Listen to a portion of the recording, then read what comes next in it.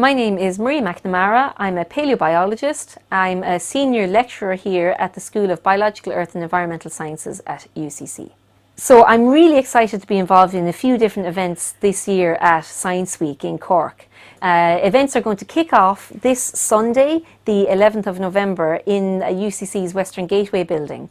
And the ground floor of the building will be filled with different activities and exhibits from all types of science around UCC.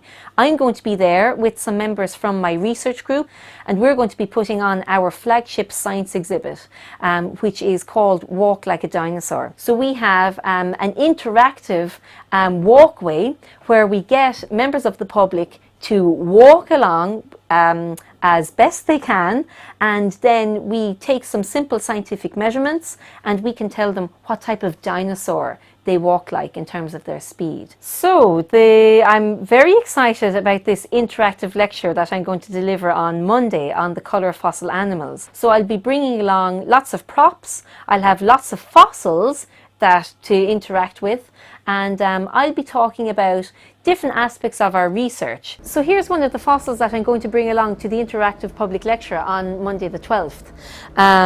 This is a specimen of the feathered dinosaur Microraptor, and Microraptor was really unusual in that it had 4 wings, unlike modern birds.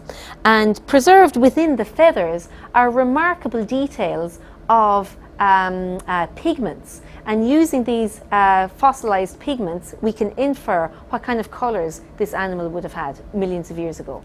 So if you can't make it along to the Western Gateway Celebrate Science event this Sunday, or the interactive lecture the following day on Monday, don't worry, because there is a second chance to look at and interact with our exhibits and learn about fossils. So on Sunday the 18th of November there is the Community Science Festival in Neptune Stadium. So that's on Sunday afternoon, and we'll be there with our big fossil exhibit as well as all of the other exhibits from science in Cork.